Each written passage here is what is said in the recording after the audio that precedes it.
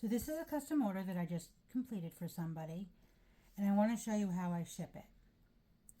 So the first thing I do is I like to put my business card right here in case they ever want to contact me again.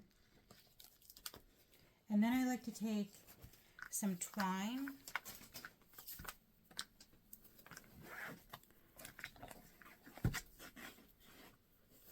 and just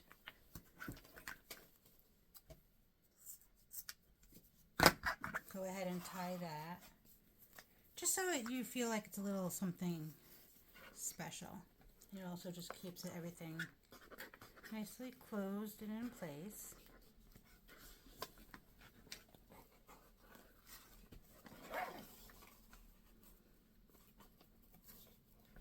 Let's go ahead and tie that.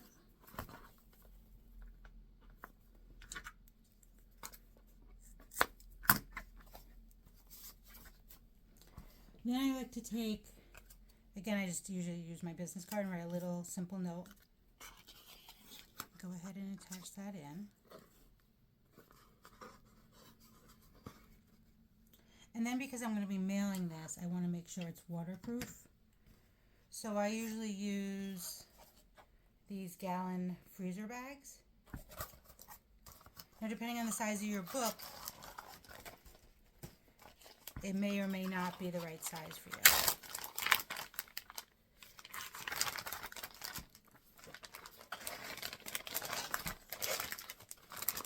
So this is 23 centimeters tall, so as you're going to be able to see, it's not going to be quite big enough.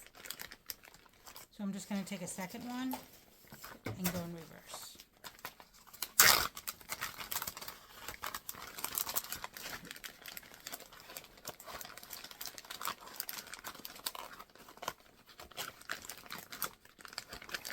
If you're worried about humidity, you could add one of those humidity packs that you get in different products to keep it extra dry, depending on the season.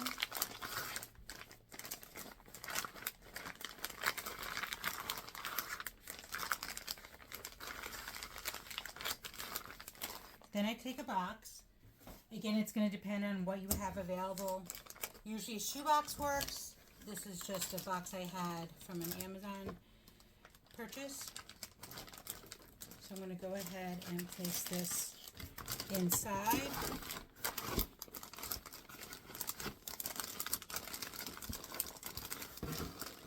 Now there's going to be, for me, there's quite a lot of extra space right here. So I'm just going to go ahead. I have an old book, because who folds books? It has extra book pages. So I'm just going to go ahead and crumple these up,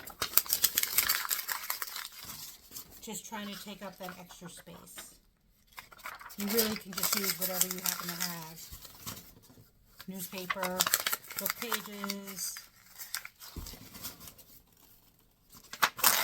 I just like to try to kind of keep it environmentally friendly. So then you're going to go ahead and fill that up.